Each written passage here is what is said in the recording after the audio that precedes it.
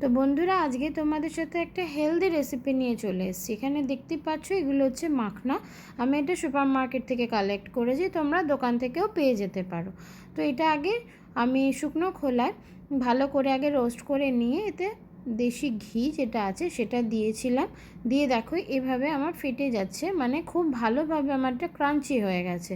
তো এটা আমি যথারীতি নামিয়ে নিয়েছি। তো এটা আমার আরবান প্ল্যাটারের জ্যাগেরি পাউডার।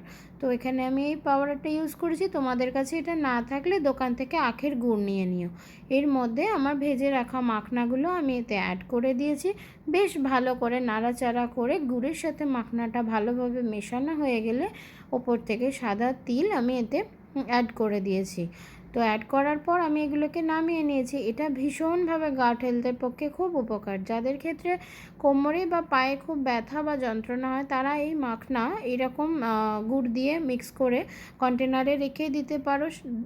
সকালে এবং সন্ধ্যের দিকে 4-5টা মাখনার সাথে 1 গ্লাস করে দুধ খেলে খুব ভালো উপকার পাবে। এটা 1 থেকে 2 মাস কন্টিনিউ করে দেখো, খুব ভালো রেজাল্ট পাবে। আমি নিজে পেয়েছি, তাই তোমাদের সাথে রেসিপিটা শেয়ার করছি। আর বাচ্চাদের এই মাখনা তোমরা টিফিনেও দিতে পারো, খুব ভালো একটি খাবার। তো কেমন লাগলো অবশ্যই জানিও কিন্তু।